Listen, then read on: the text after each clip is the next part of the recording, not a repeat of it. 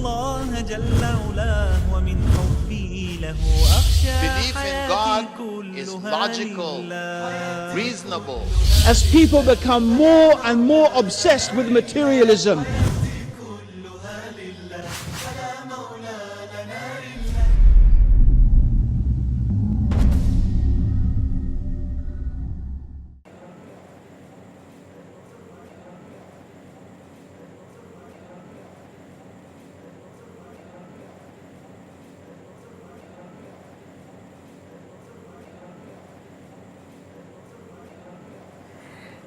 Alhamdulillah Rabbil Alameen, wa salatu wassalam ala khatimil anbiya wal mursalin wa ba'd. Brothers and sisters, Assalamu alaikum wa rahmatullah wa barakatuh.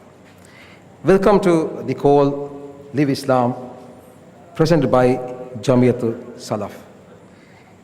Jamiat Salaf is a non-governmental, non-profit organization with a noble cause, that is to spread the true faith of Islam. Since its inception in 2006, Jamiat Salaf has been organizing awareness programs in Malé and the outer atolls. In total, they have organized more than 100 programs, most of which are recorded and in distribution all around Maldives. The call is an annual event, and this year's event, the call 2010 Live Islam, is the second in the series. The call was first held last year in August. It was a two-day event with Dr. Bilal Phillips. Alhamdulillah. This year the call Live Islam will be a four-day event starting from today with two lecturers, Dr. Bilal Phillips and Brother Abdurrahim Green. There will be lectures on Friday, Saturday, as well as on Sunday, which is consists of 4 lectures by Dr. Bilal Phillips and 3 by Brother Abdurrahim Green. The schedule for the call 2010 is as follows. Tonight is the first lecture by Dr. Bilal Phillips on Live Islam. Tomorrow we have 2 lectures, one at 4:30 by Dr. Bilal Phillips on why do we need a religion. The second lecture will be tomorrow night at 8:30 by Brother Abdurrahim Green. The topic will be sex, drugs, and rock and roll here at Alimas Carnival. Day after tomorrow, which will be Saturday, there will be 4 lectures, one at 4:30 p.m. by Brother Abdurrahim Green on women's rights in Islam, which will be held at Darbaroge. The second will be at 8:30 p.m. by Dr. Bilal Phillips. The topic would be Quran, and is there more to it here at Alimas Carnival. On Sunday as well, there will be 2 lectures, one at 4:30 p.m. at Tajuddin School, delivered by Dr. Bilal Phillips. The topic is moral principle behind belief in Allah. The second lecture for Sunday will be delivered by Brother Abdurrahim Green on Towards a Peaceful Society at Alimas Carnival. I believe there is enough for introduction. I don't want to take much time between you and tonight's lecture, but we have 2 more items on the agenda. One is a few words of welcome by my brother Muhammad Sabah from Jamiat Salaf, who is the General Secretary of the organization, and a few words from Brother Abdurrahim Green. So now I call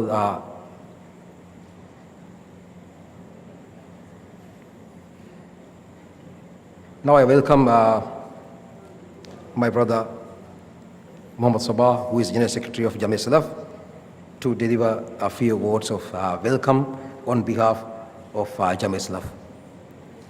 Masabah.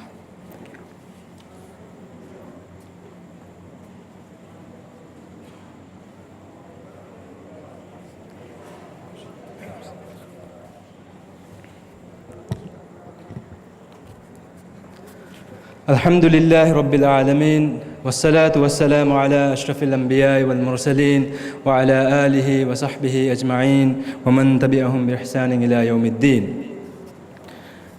My distinguished guests, scholars, respected elders, and my dear brothers and sisters, I greet you all with the greetings of the people of paradise, the greetings of Islam.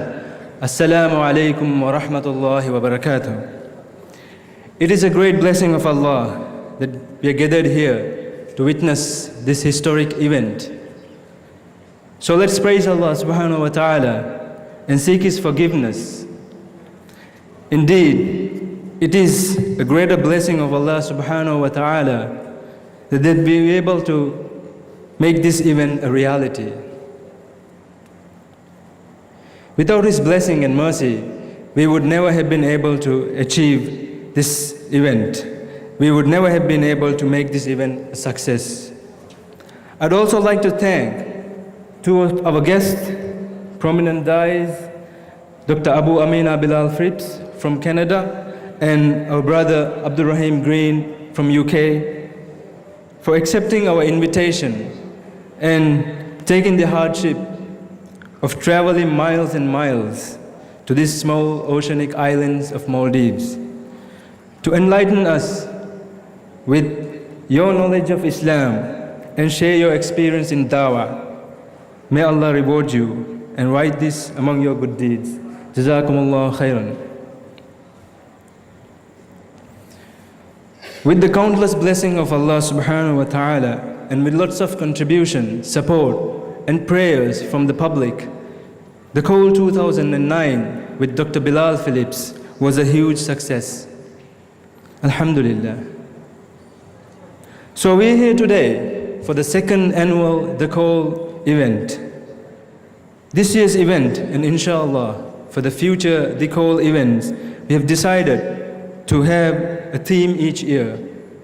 This year's theme is Live Islam, which means to live Islam, which means to submit your will to one true creator, that is Allah subhanahu wa ta'ala, who had sent prophets and messengers to guide us and who gave the glorious Quran to Muhammad bin Abdullah sallallahu alayhi wasallam as a solution to the entire humanity.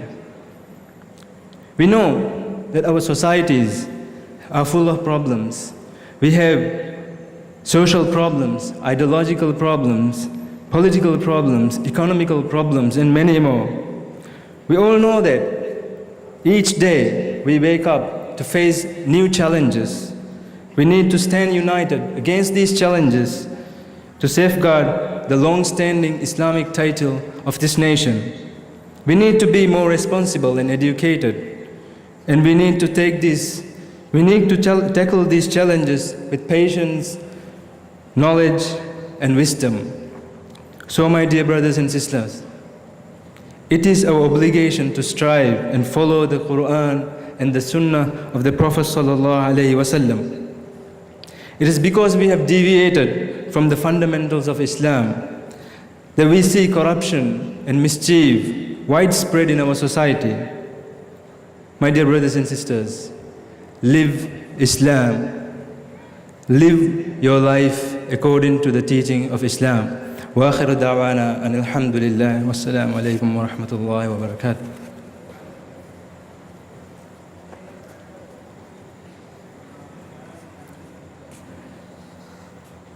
Thank you, Brother Sabah. I feel a bit sweaty tonight because I have been used to these long sleeves for a long time. Well, we have the last item before Dr. Bilal Phillips' lecture tonight. And I welcome Brother Abdurrahim Green for a few words of wisdom. Thank you.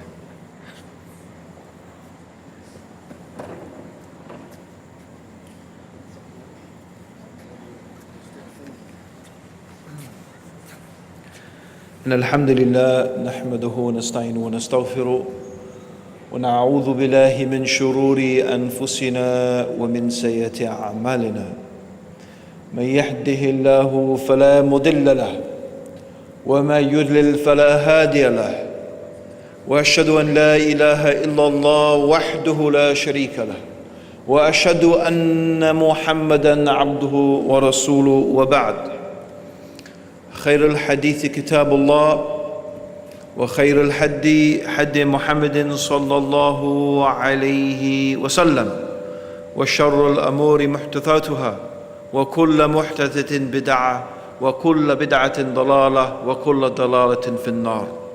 We begin by praising Allah. We praise Him, we seek His help, and we ask for His forgiveness. And we take refuge with Allah from the evil of ourselves and from the evil consequence of our evil actions. Whomsoever Allah guides, no one can misguide, and whomsoever Allah leaves to go astray, no one can guide. And I testify that Allah alone is worthy of worship, and that Muhammad sallallahu alayhi wasallam is the servant of Allah and His final messenger. After that, the best speech is the book of Allah, and the best way is the way of Muhammad sallallahu alayhi wasallam. And the worst of all the affairs are those matters that have been newly introduced into the religion. So all those matters that have been newly introduced into the religion of Islam, these are the innovations, the religious innovations, the bid'ah. And all of those religious innovations are misguidance. All the misguidance is going astray, and all going astray is in the fire. My dear brothers and sisters in Islam, may Allah subhanahu wa ta'ala have mercy upon you. Assalamu alaikum wa rahmatullahi wa barakatuh. What? Assalamu alaikum wa rahmatullahi wa barakatuh. That's better. Alhamdulillah. It's a real pleasure to be here in the Maldives.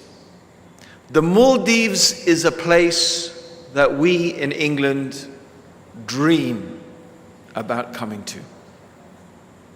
We dream about the Maldives. It's, the Maldives has a type of ultimate status. It's a place that seems to fit almost exactly the idea that most English people have of paradise. If they think of paradise, if they imagine paradise, it's going to look pretty much like one of your islands. White sands, palm trees, crystal clear waters. MashaAllah. How beautiful. So it's a real pleasure to be here in this beautiful country of yours. Alhamdulillah. And my dear brothers and sisters, of course we all of us have so much to be grateful to Allah subhanahu wa ta'ala for. We have so much to be grateful to Allah subhanahu wa ta'ala for. In reality, we should know that one of the key ingredients to happiness, and I do believe that Islam makes you happy. Islam makes you happy. It makes you a happy person. And one of the key ingredients of being a happy person is to have a gratitude attitude. A gratitude attitude means that you develop that mentality and that mold of behavior that you are grateful for the things that you have and for the blessings that Allah subhanahu wa ta'ala has given to you, and also that you are grateful for the favors that other people have also done for you. Being a grateful person is a key ingredient to being a happy person. And another key ingredient to happiness is doing more for others than what you do for yourself. I don't know about here in the Maldives, I haven't spent enough time with you yet. But in the West, certainly if you ask most people, what is going to make you happy? What actions, what things that you do in your life are going to make you happy? And if you gave them a list, buy a new car, have a new TV, have this, do this for yourself, do that for yourself, most people would imagine if they had to tick the boxes of the things that were going to make them happy, they would be self-centered things. They would be things centered around themselves. But in reality, it's proven through a whole series of psychological tests that actually the things that make us most happy are the things that we do to help others. The things that we do to help others. The Prophet sallallahu alaihi wasallam, he said that there are 360 joints in your body upon which an act of sadaqah is due every single day. Every single day, for every single joint of your body, you should do an act of sadaqah, an act of charity. Subhanallah. But fortunately, the things that are counted as sadaqah are many. Walking to the masjid is sadaqah. Helping someone load their animal or their vehicle is sadaqah. Removing something harmful from the street is sadaqah. Even a smile is sadaqah. In fact, talking about smiling, that's a really good way to be happy as well. Smile. You know what? If you don't, make yourself smile. In fact, everyone smile now. Come on, give me a big Mauritian, a big Maldivian smile. Let me see all your shining white smiley teeth. No? Why not? You don't want to smile? That's that, mashallah, that's a beautiful smile over there. And you see, if you smile, even if you're feeling sad, if you smile and you actually make yourself happy, walk like a happy person, smile, be bubbly. And you know what? The amazing thing is that they discovered in research that if you behave like that, you actually start to become happy. You become more happy. You know what? If some of you didn't smile, I feel very sad for you. For two reasons. That you let yourself stay sad when you could have been happy. You could have given some sadaqah, but you didn't. Meaning, if smiling is sadaqah, what's the fifth? That's like robbing someone. MashaAllah, smiling is a beautiful thing. It's infectious as well. I want to tell you a story. Back in London, I used to ride my bicycle, my pedaling bicycle, to work.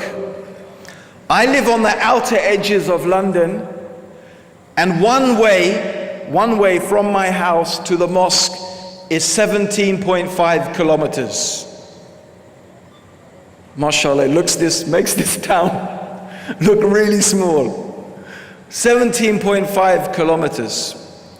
And riding a bicycle in London is pretty much a life or death experience. I used to walk out of the door and I really used to think, okay, maybe I will not make it home today. I really thought I'd get on my bicycle and there's a good chance I'm going to get knocked off and I was going to die. That's actually one of the things I used to enjoy about cycling. It used to remind me of death quite a lot. I've been knocked off my bicycle twice in London. Alhamdulillah, nothing happened. But there's lots of close encounters, and I want to mention one. As I was riding, and this is towards the end of my ride to work, a man pulls out of a side street. And of course I swerve to avoid him, and then I start swearing and saying lots of, things a Muslim shouldn't say, you beep, beep, beep, this and that, getting really angry. And you know what this man did? He turned round and gave me the most beautiful, big smile. And he smiled at me, and straight away, I smiled. He smiled, I smiled, I calmed down, I went to the mosque, and then I was getting changed, and I remembered his smile, and I smiled again. And throughout the whole day, I kept remembering his smile, and I kept on smiling. And to tell you the truth, even now I remember his smile, and it makes me smile. Subhanallah, the effect of just smiling. And you know who used to smile more than anyone else? Do you know who used to smile the most? Rasulullah sallallahu alayhi wasallam. The Prophet sallallahu alayhi wasallam used to smile so much, even though he said, if you knew what I knew, you would weep more and laugh less. But that didn't stop the Prophet sallallahu alaihi wasallam smiling. So my brothers and sisters, Islam for sure will make you happy if you follow Islam. That's the beautiful thing about this religion. And don't let shaitan deceive you. Don't let shaitan fool you into thinking that these trinkets, the music, the television, the car, the nice new shiny motorbike, and so on and so on. And I hear everyone in Mali has at least 2 mobile phones. We always want the latest mobile phone. But you know what, these things, they're not the key to happiness. Of course, the people who sell them would like you to think that. But in reality, alhamdulillah, happiness is from much more simple and beautiful things. And those simple and beautiful things have been taught to us by our simple and beautiful religion, that is from Allah subhanahu wa ta'ala, the religion of Islam. So my dear brothers and sisters, I'm now going to hand you over to, mashallah, someone who I can't tell you actually personally the effect that this man has had on my own personal life. And that is Dr. Abu Amina Bilal Phillips. MashaAllah, he is someone from whom I have learned so much and benefited so much. And perhaps after the Quran and the Sunnah, the Hadith of the Prophet sallallahu alaihi wasallam, one of the books that I have benefited from most, and perhaps one of the most important and transformational books, is one that he wrote, called The Fundamentals of Islamic Monotheism. And I think in the English literature, in the Islamic English literature, it is a classic. And I hope that long after he's gone and I'm gone, people will still be reading that book. And it will still be, subhanAllah, Allah will be writing it in His hasanat for the huge benefit that that book is bringing until now, alhamdulillah, and many other works that he has also authored, alhamdulillah, and the many lectures that he has given. Of course, he's already been with you here in the Maldives, alhamdulillah, and Allah subhanahu wa ta'ala has blessed us to be able to benefit from him again. So inshallah, my brothers and sisters, without any further ado, I'm going to hand you over to Dr. Abu Amina Bilal Phillips. Jazakallah khair. Assalamu alaikum.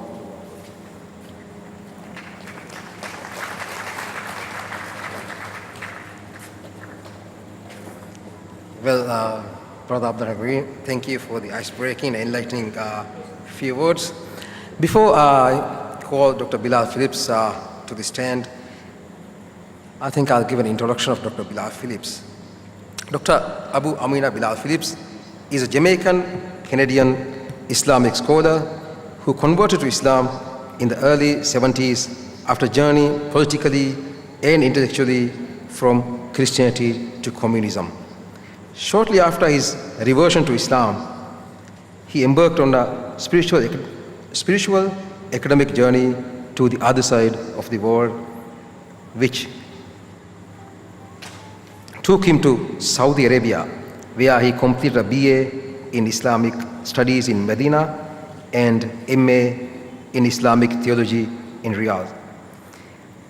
Then to the University of Wales, UK, where he completed a PhD in Islamic Theology in the early 90s. After graduation, Dr. Bilal became a teacher of Islamic Studies for 10 years in an Islamic high school, Minaret, Riyadh, and a lecturer of Arabic and Islamic Studies in the American University in Dubai, UAE.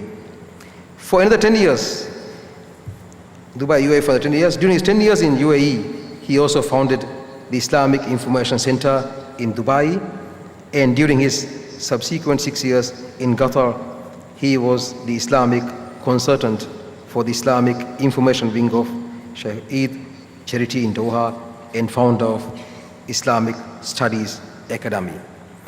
He has written, translated, and commented on over 50 published books on various Islamic topics.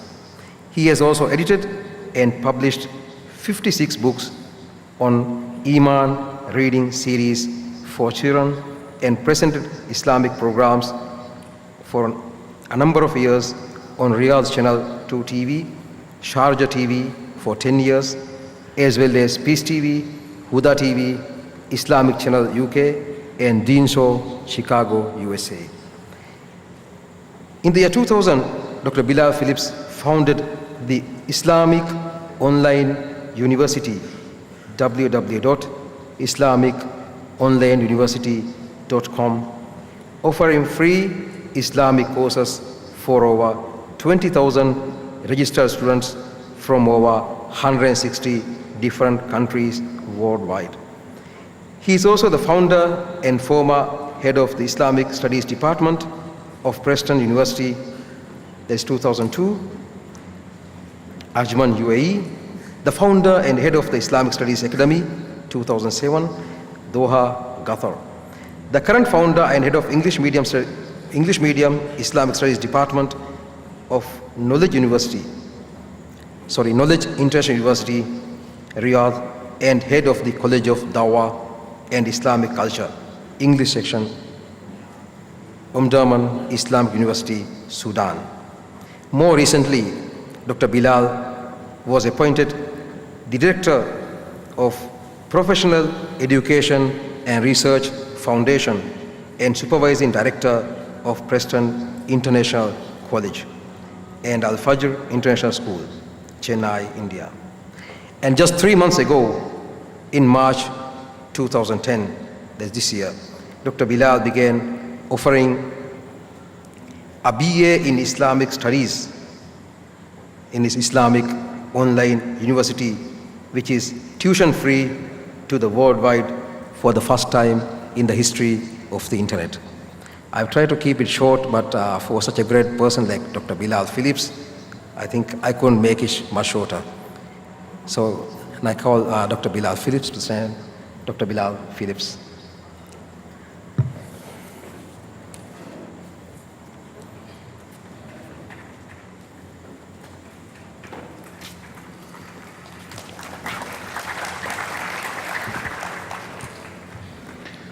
Alhamdulillah, wassalatu wassalamu ala Rasulillah.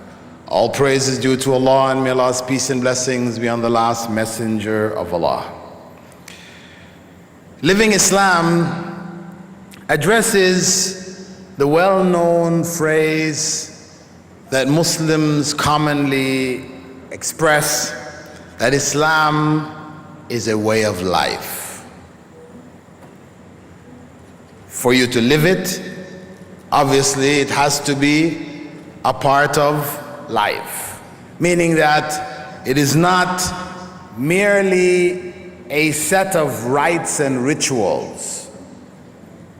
Praying 5 times a day, fasting in Ramadan, Hajj, these are the major rituals which tend to be associated with Islam. And for many people, even Muslims, they look at these rituals as being Islam itself. But the reality is that Islam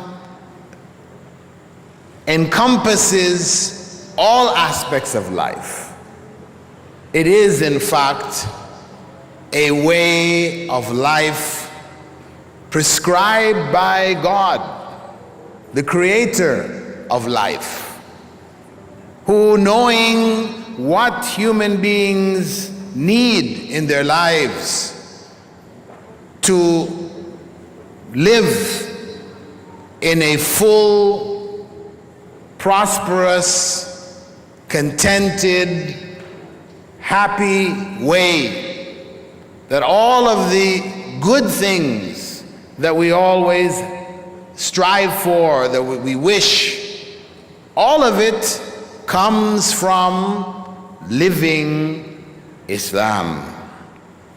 So this is something that we as Muslims should remind ourselves and get back to, because looking over the Muslim world today, we have to say that that living aspect of Islam has been lost. Muslims, our numbers are huge, 1.5 billion. As they say, 1 in every 4 human beings is a Muslim today. But where is the impact? The world is impacting on us, and we hardly have any impact on the world. We are known in the media as terrorists. We're known in the media as child abusers. We're known in the media for forcing our women to marry who they don't want to marry, and so on and so forth. The worst and most negative images we are known for today, when in fact Islam came in its final message as a liberating force which liberated the world at that time, was a force of liberation which continued to spread and reach all corners of the world.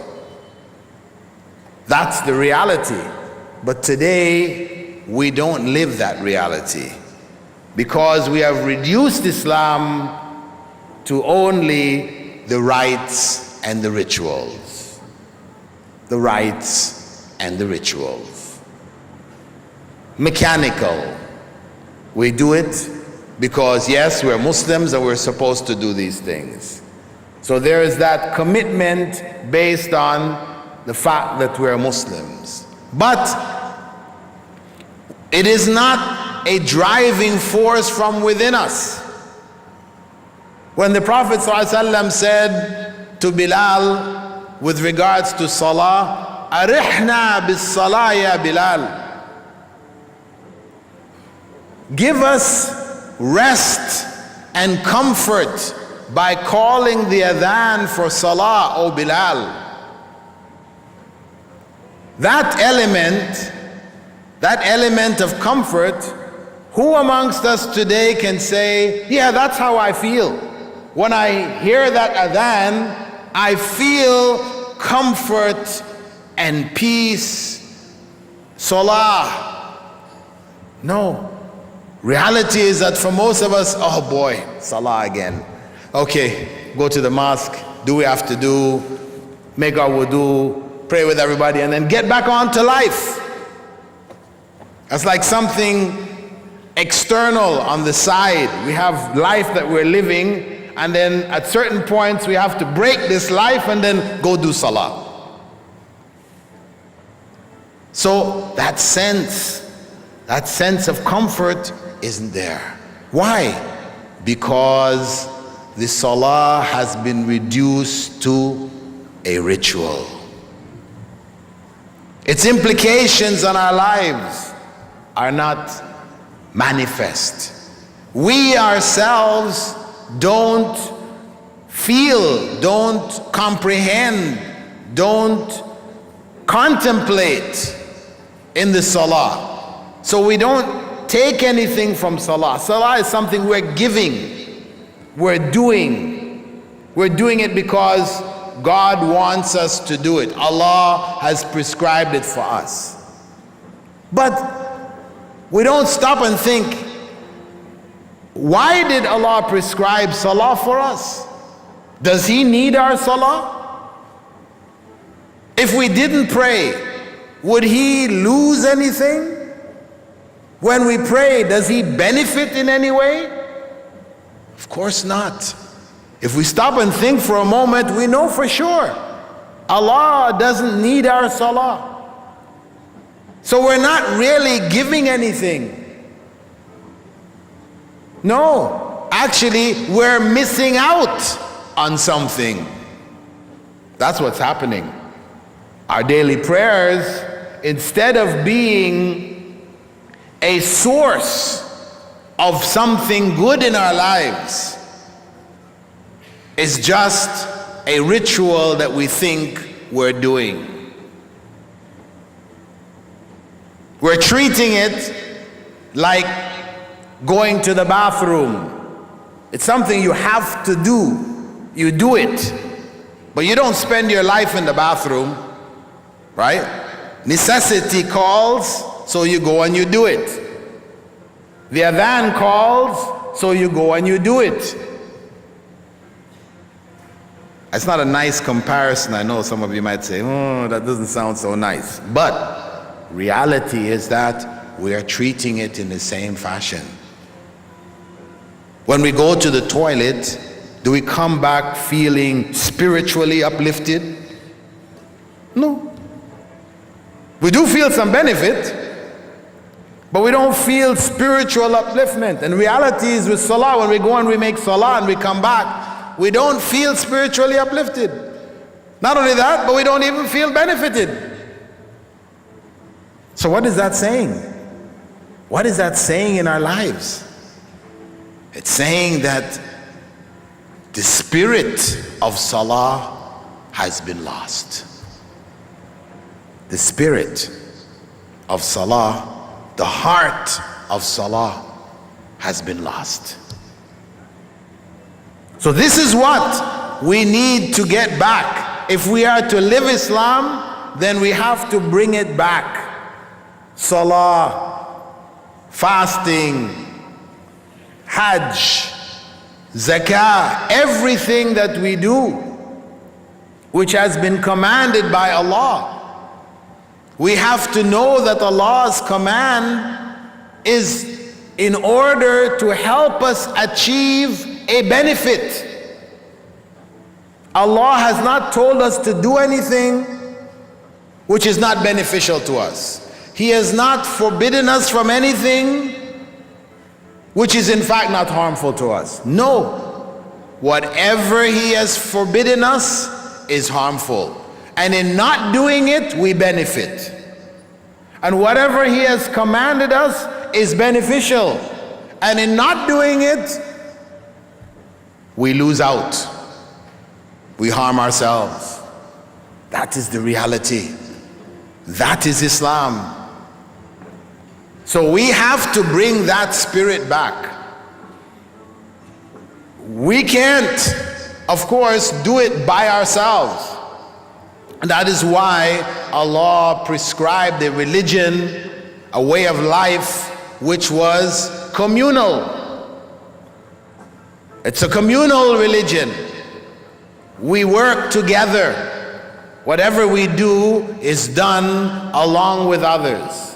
Whether we're fasting, whether we're praying, funeral prayers, aqiqah for the birth of our children, all of the various aspects of Islam are communal because we as human beings need others. We can't function by ourselves. We need the help of others. So we as a community here in the Maldives, we as a community to live Islam have to work together.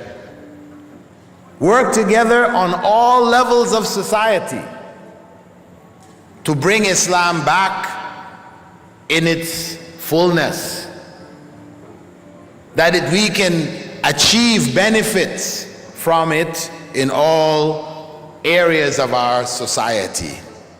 So Islam began, for example, the war on drugs 1,400 years ago. The final battle began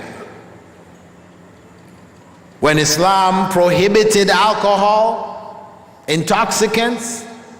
It did so at a time where that was inconceivable in the whole world. Where else on the face of the earth were there people who said, don't drink alcohol? On the whole of the earth, in all of the other societies that existed, where was there a society which said, do not take intoxicants? Prophet Muhammad sallallahu alaihi wasallam, with the revelation from the Quran, prohibited intoxicants, drugs, elements which blend and which bend the mind, which distort the spirit and the consciousness of people, which turn them into evil individuals, potentially evil or evil. 1,400 years ago. This is Islam, a way of life which tackled some of the greatest evils of human society. And I'm not to say that Muhammad ﷺ was the first prophet who prohibited alcohol. No, the prophets before did so, but their prohibitions were lost. And societies had returned to drunkenness, debauchery, corruption as a result of intoxicants. And the Prophet ﷺ labeled intoxicants saying, Al-Khamru Ummul Khaba'ith. Khamr, intoxicants, are the mother of evil and corruption and filth. That's how he defined it. Why? Because a person who normally is a fine, sane, responsible, shy individual, he or she, when they take alcohol, they become intoxicated, you find them saying things they would never have said. You find them doing things they would never have done. Most of your crimes are committed in states of intoxication. Murders, rapes, all of the worst of the ills of the society coming out of intoxication. So much so that in the United States of America, back in the 20s, for 11 years, American legislators decided to ban alcohol. For 11 years, the production, the sale, and the consumption, and the transportation of alcohol was prohibited. None of those legislators were Muslims. This is American legislators sitting down, looking at the impact of alcohol in the society and deciding that this thing is harmful on a scale that it needs to be prohibited. So they began the era of prohibition. For 11 years it continued. But in the end, with the rise in crime, bootlegging, Al Capone, they repealed the laws and went back. Islam prohibited it 1,400 years ago.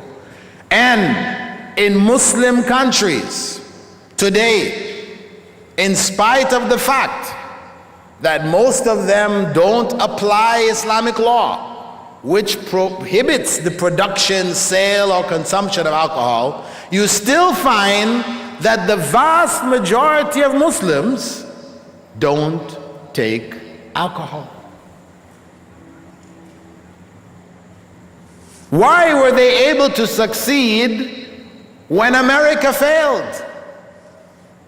Because it may limit it to certain degrees, but without faith, that law will not have full impact on the society. So they repealed it. In Islam, it is not repealed. It remains, even though the laws have changed after the era of colonization of the Muslim world.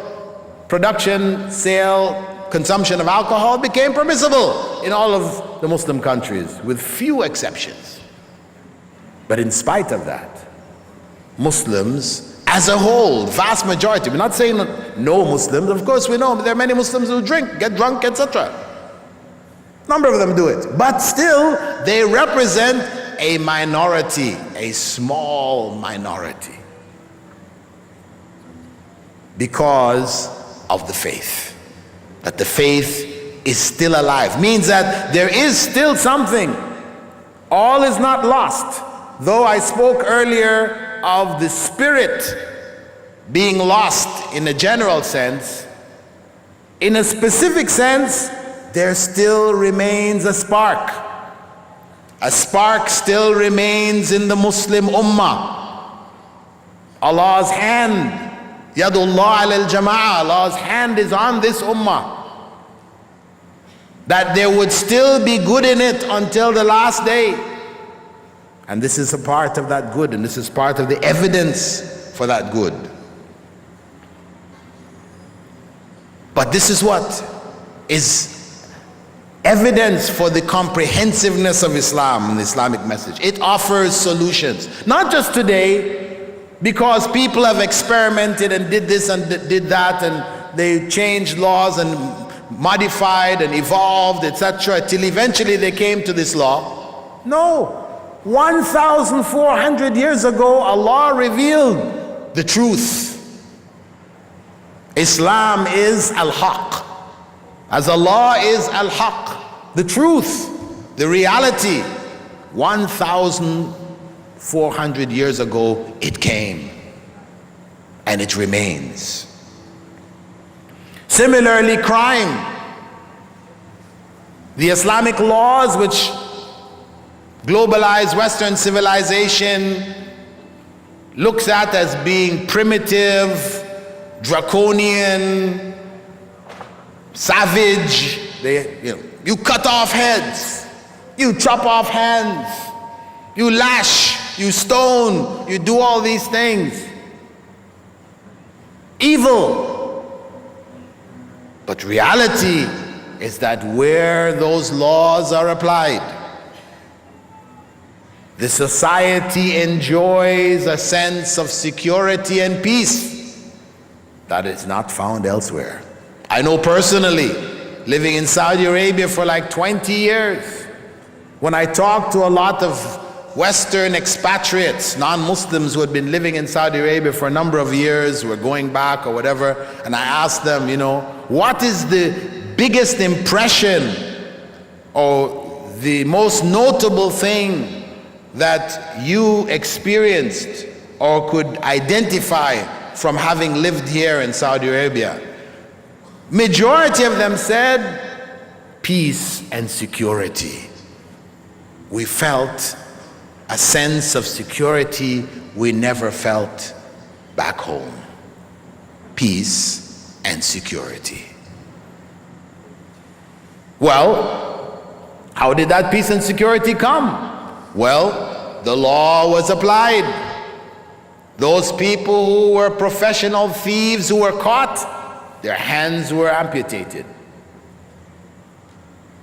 And the society prospered. I lived in Riyadh for 14 years. And I can tell you, I never locked my front door. I never locked my front door. And I wasn't unique. I left my car, I didn't think about making sure it was locked. I'd leave, I'd come back. But visiting the West, when I get into the cars with my friends and we're parking the car, we're going somewhere, I see them taking out the tape recording or DVD system, taking it and carrying it out with them. I said, what is this? I said, if we don't do that, somebody's gonna bash that window in and take our unit. So they had to even invent units now where you can take off the face, right? You just take the face off, the rest of the unit is there. Without the face, you can't use it. So, less to carry, not as heavy, but still. Homes, when I visited people in their homes, New York City, Toronto, etc. People were living in a state of what we call lockdown. When you step in the house, you got digital things, you have to punch these numbers and you have to lock this and turn that and bolt that, and 1 in every 4 homes broken into. What kind of life is that? Technology is there, but peace and security is not. Islam offers that. And that's what is at the core of the message. The core of the message is not suicide bombing. This is not the message. This is not what Islam teaches. Islam doesn't promote running into supermarkets, restaurants, and just blowing ourselves up to say, well, okay, we try to kill as many of these people as possible. This is not what Islam teaches. This was not the way of Prophet Muhammad ﷺ or his companions. That is an evil way. That is a way of others, the communists. This was their way. In Vietnam, the Vietnamese used this technique to put terror in the hearts of the Americans, to drive them out of Vietnam. They would blow themselves up. They would go into the discos and the clubs where the Americans were and blow themselves up. That was their mode of struggle. This was not the Islamic way. That's the Tamil Tigers. They were the specialists at it. Blowing up this president and that person and this one. That's their way. This is not the Islamic way. This is not the message. This is not the spirit. This is hijacking the message. Yes, we have some Muslims who do it, who promote it, and who defend it, and say it's jihad, and say it is Islam, but it is not. They have hijacked the message. They have distorted the message. And unfortunately, some of our young Muslims in ignorance not knowing Islam, get sucked in. An eye for an eye. Islamic law says an eye for an eye. You break my arm, the law says we'll break your arm. But how is that applied? You mean if you rape my mother, I can go rape your mother? Is that eye for an eye? It sounds like it's eye for an eye, but no. This is not eye for an eye. It's not eye for an eye. An eye for an eye, you knock out my eye, your eye gets knocked out. That's the eye for the eye. You rape my mother, then you are supposed to be punished. The law takes you and punishes you for rape. Not that I go and rape your mother and say, now we've got eye for an eye. No. So the fact that certain countries may be attacking some part of the Muslim Ummah, and yes, they're dropping the weapons of mass destruction which they claim were in the country. In fact, they're only in the country because they dropped them in the country.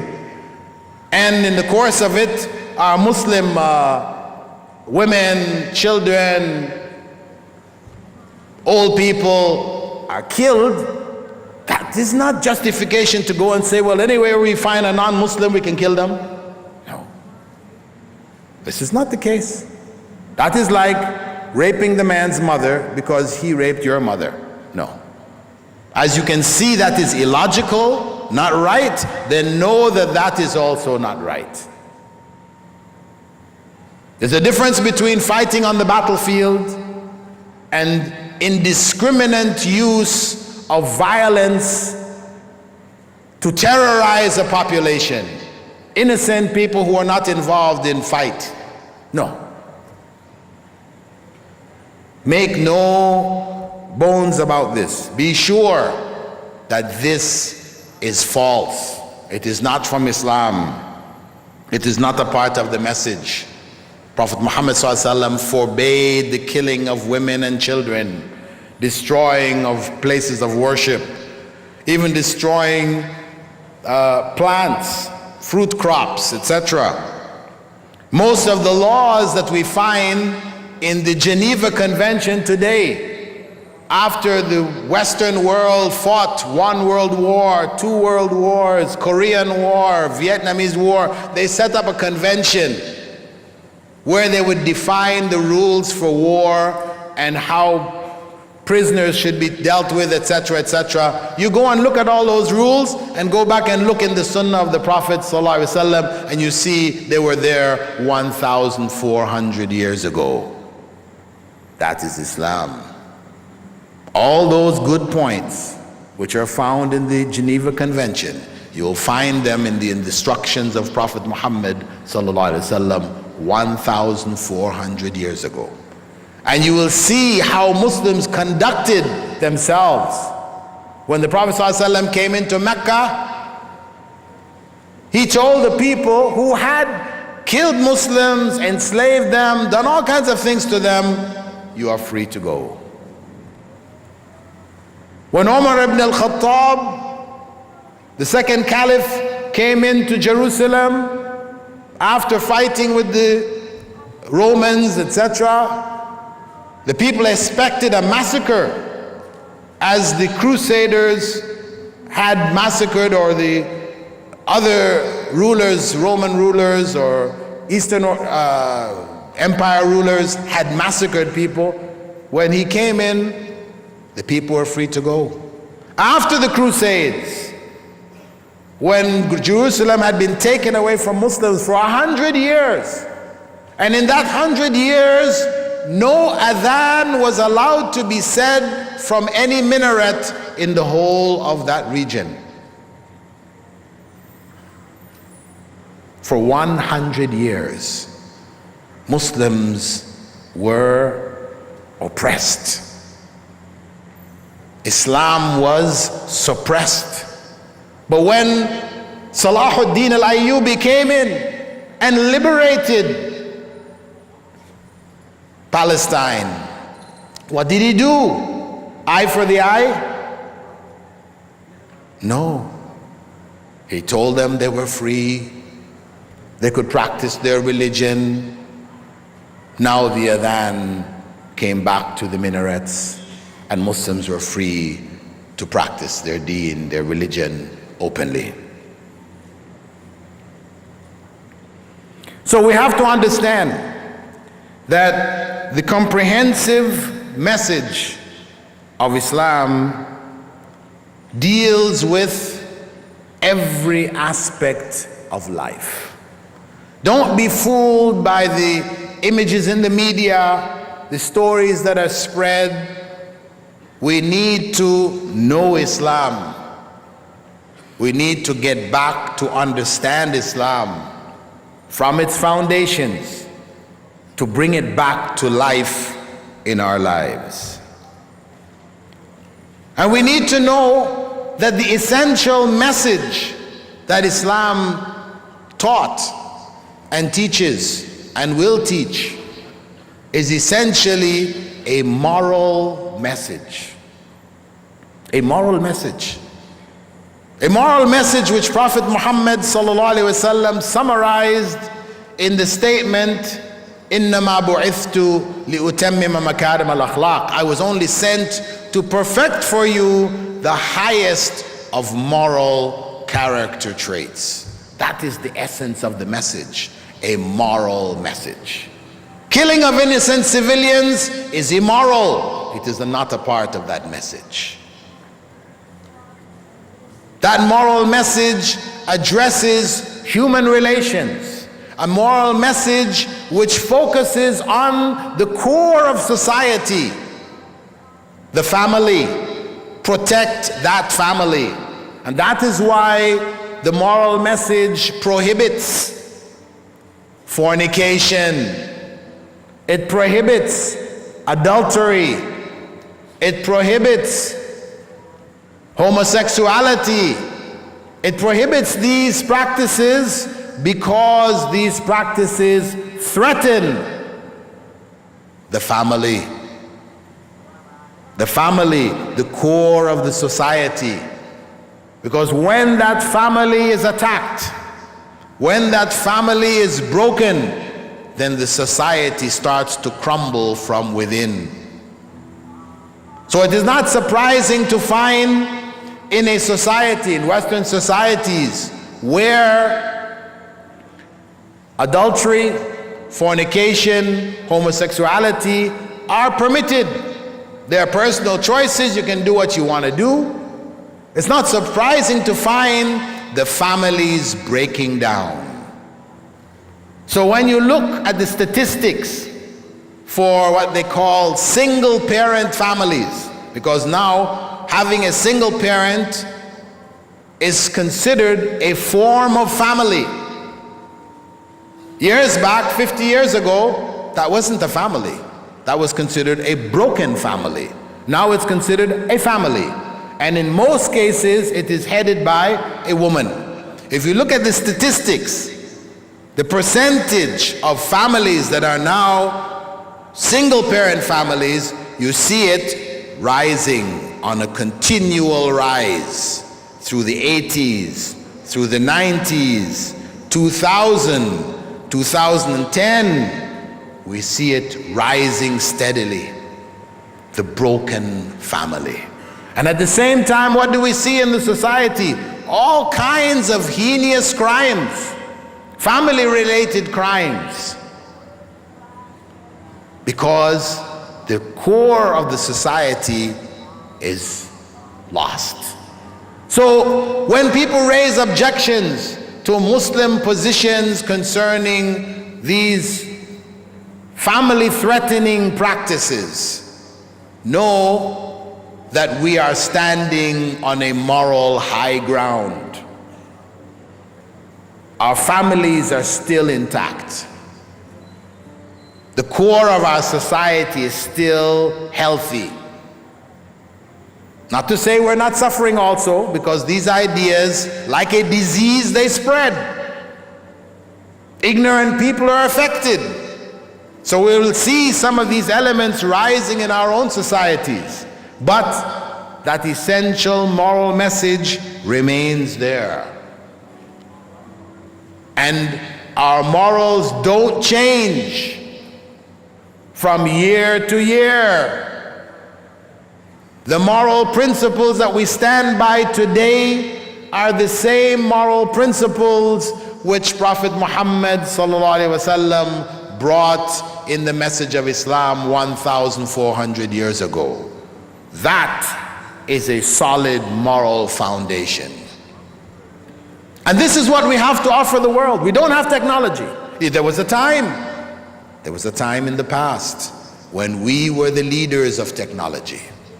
Spain, Baghdad, these were the centers of learning. When Europe was in the Dark Ages, the Renaissance didn't begin except after European scientists, thinkers came to the Muslim world, learned under Muslims, and took that learning back. That fueled the Renaissance, their escape from the Dark Ages, when the society was ruled by the church, the Catholic Church, and the Roman emperors. But today, we are the ones who go to their centers to learn. It's turned around. So the technology, etc., we don't have to offer the world. We did in the past, and we can in the future. But right now, through this period, we don't have it to offer. So what do we have to offer? What does Islam have to offer but that moral message which was missing throughout the rest of the world? That's what we have to offer. That is what can bring back to the global human civilization its heart, a heart which has been lost. So Islam, in its comprehensiveness, addresses all aspects of life. And in spite of the attacks that have been raised against us, especially in the area of women, look how you treat your women. You force them to dress in black, in sacks. They cannot show their beauty. The global civilization says, if a woman is beautiful, like a flower, it should be seen. It should be appreciated. What is the use of the flower which is not appreciated? It is grown and raised to be appreciated. So let her show her beauty. You are oppressing her by not allowing her to show her beauty. This is philosophy. It is a way of looking. So dress from the Western perspective has a whole different approach than from the Islamic perspective. From the Islamic perspective, the primary purpose of dress is to cover the aura, then to protect oneself from the elements, then beauty. In the West, it's the opposite. The primary purpose of dress is to expose the aura. That is the primary purpose. As much of the aura as the law will permit, we expose. Then protection from its beauty, connected with that is beauty, and the last is actually protection from elements and covering what remains of the aura, the private parts. And that's why it is not surprising in London, New York, Amsterdam, in the middle of winter when it's 20 degrees below zero, you will see a woman coming out of her house in a micro miniskirt. We say, what is the purpose of that miniskirt? That's just what the law says, at least you have to have that much on. Otherwise, it's about exposing the aura. So there's a whole different perspective from which they are looking at dress and covering. And that's why they see us covering women being covered, as something oppressive. It's a whole different mindset. We have to understand it. We have to respect it in the sense that that's their point of view and it's based on that understanding. But they need to respect our point of view also and our understanding. Because the end result for women is that when you remove the hijab, they suffer. They are the ones that suffer. And the West has no end of evidence and statistics for it. Yes, we have G.I. Joe, and we also have G.I. Jane now, right? Yes, wonderful. She can carry a gun, she can drive a tank, she can fly a Black Hawk helicopter, she can do all these things. But guess what? 80% of the G.I. Janes are sexually abused in the military. That's their statistics. 85%. This is way over the norm in the society. Why? Because you put them in those situations with their aura exposed with men who are physically stronger than them, and they are going to suffer. In all of the professions, whether it is the legal profession, the medical profession, all of the various professions, women have written books about what they call abuse, sexual abuse on the job. They are under attack. In Toronto, where women a few years back decided that they were going to challenge a law which said in the summer, because it's only in the summer that this becomes an issue, it is okay for men to walk around in shorts, bare-chested. But if a woman were to do that, she would be arrested for lewd behavior, crime. So they said, why? We should be equal with the men. And they argued. It was taken up to the legislature and contested, and the law was passed that in Toronto, in Ontario, it is permissible for a woman to walk around in the summer in shorts, bare-chested. But after the law was passed, all the men were waiting. Okay, this is wonderful. But guess what? After the law was passed, not a single woman took up that right. We said, why? The men were asking, why not? You got the right now. Why not? Because they knew. Nobody had to tell them that if they were to walk in the streets and get on the subways and get in the buses and like that, they would catch it. The men would be on them like flies on doo-doo. That's the reality. So nobody had to tell them, don't apply the law. That's common sense. And that's reality. And Islam addresses that reality.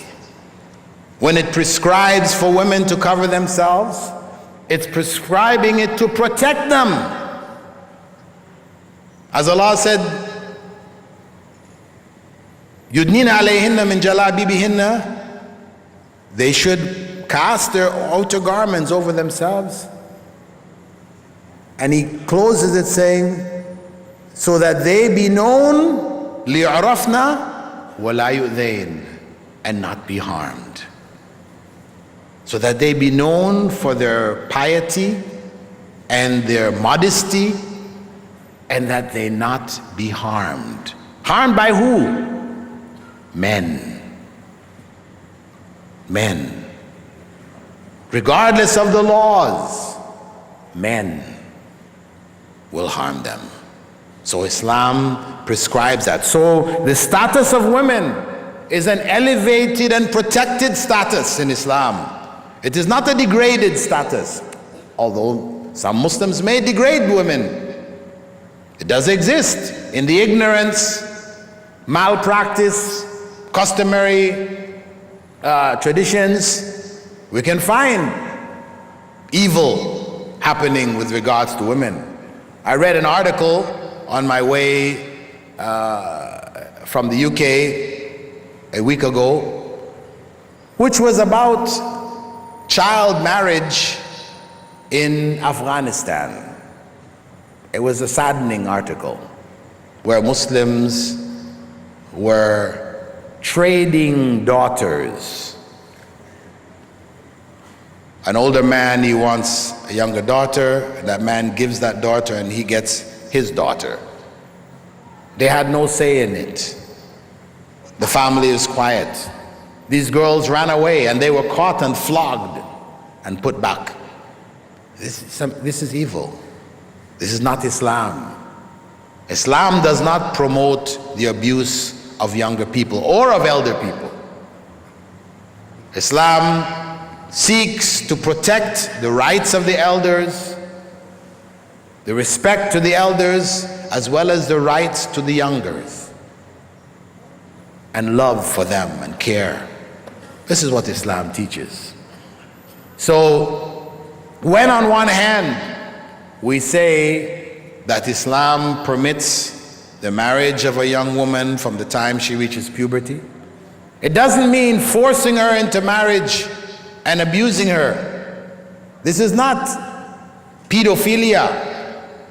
This is not what Islam supports. And of course, pedophilia per se is not common amongst Muslims, even in the cases of forced marriages. This is a practice which is coming out of the Western globalized civilization, or lack of civilization, which promotes this idea of what they call sexual tourism.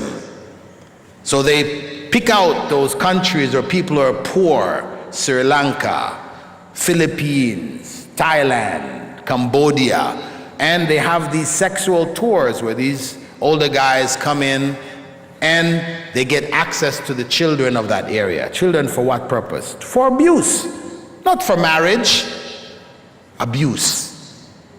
This is a widespread evil. Pornography, on the, child pornography on the internet, in the movies, and all these kinds of things. This is not prevalent in Muslim society. Don't equate that with marrying at an early age. They're two different things. But at the same time, forced marriages, whether it is a girl who just reached puberty, 13 years old, 14 years old, or it's a woman who is 21, or a woman who is 31 or 41, to force them into marriage, Islam prohibits this. It's not allowed. In fact, a woman came to the Prophet ﷺ and informed him that she had been forced into marriage. She was married without her consent. And the Prophet ﷺ was ready to nullify her marriage. And he asked her, "Do you want out?" She said, "No, I just wanted to affirm my right to confirm or not confirm my marriage." So she stayed on married to the man. But she served as a beacon 1,400 years ago to show the right of the woman to decide whether she marries this person or not that person.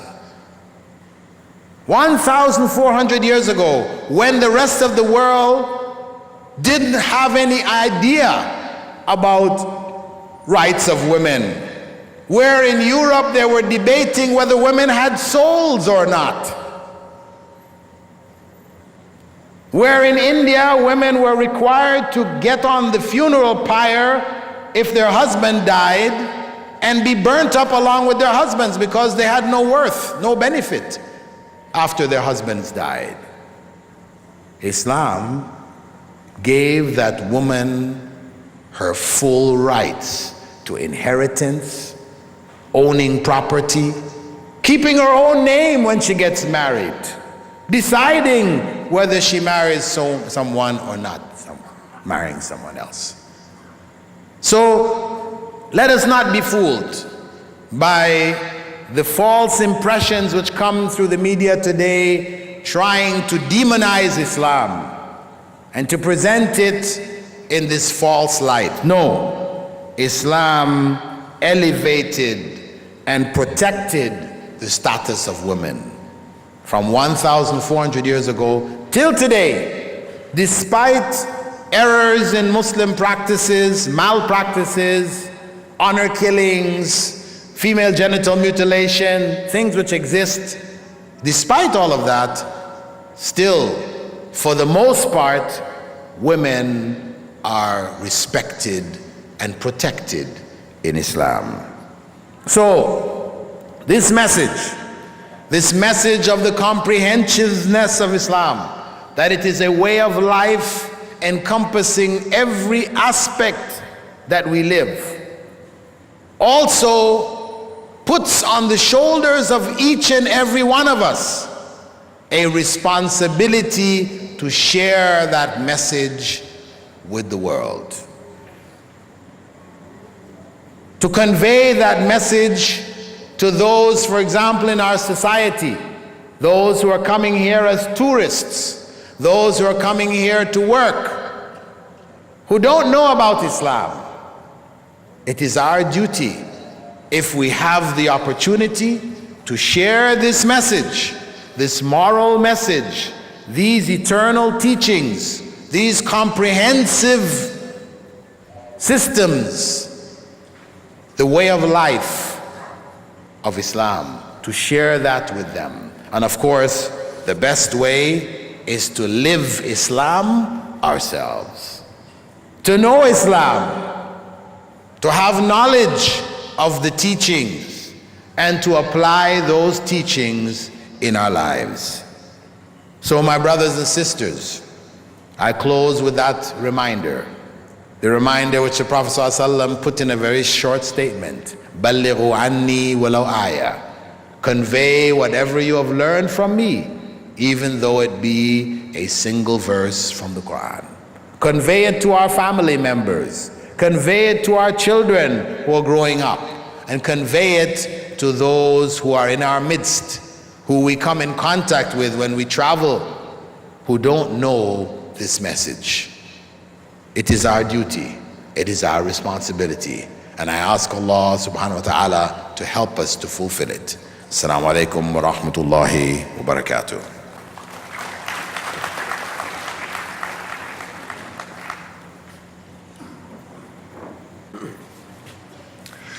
Thank you, Dr. Bilal Phillips, for the enlightening speech.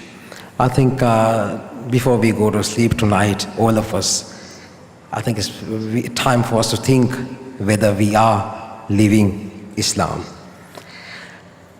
That brings tonight's program to an end. Before I conclude, I just want to correct a mistake. There is the lecture for tomorrow afternoon at 4:30 p.m. There will be no lecture at 4:30 p.m. But Dr. Bilal Phillips will be live on Radio Atoll at 4:30 p.m. till 6 p.m.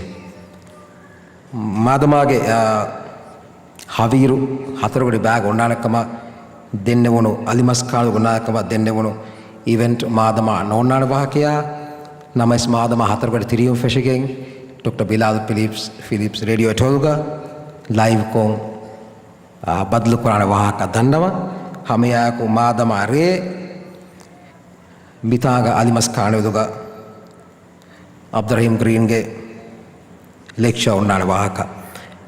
And I remind you that there will be tomorrow night's lecture by Brother Abdurrahim Green on sex, drugs and rock and roll, inshallah, will be held as scheduled. Wish you all of you a good night. Wassalamu alaikum wa rahmatullahi wa barakatuh.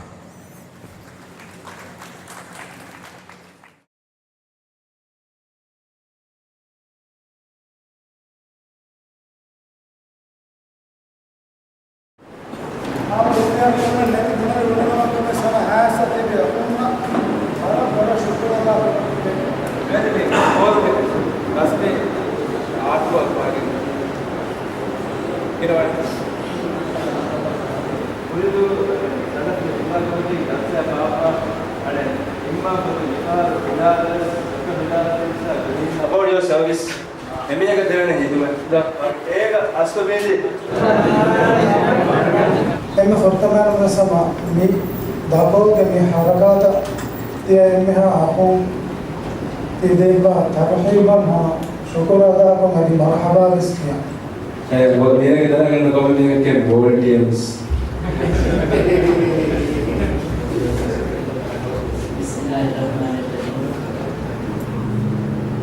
Amin stage. Sistuana duge dua lonnane inshallah Abdurrahim Green ge dalsa.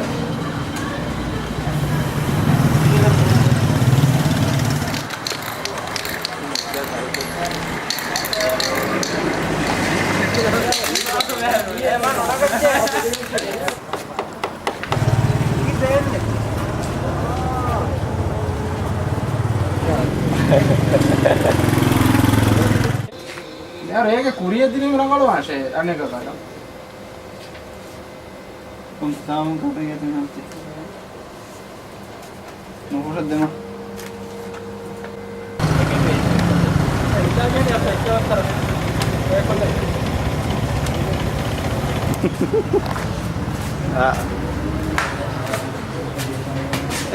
ani ini ki bomba letak ke situ boleh baca dalam bomba belum tunjuk kata aja sayang baca mantap kan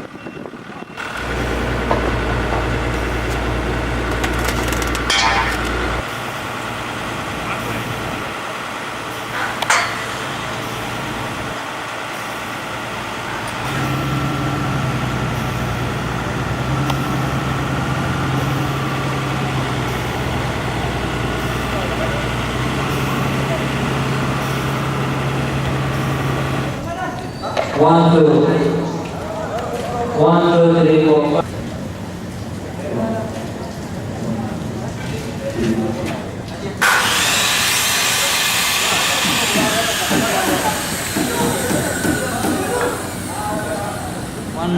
Eket de tineng hatare fahing haing hateng asher noe dihe.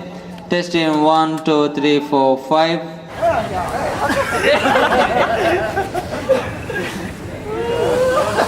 යා බාරනද බා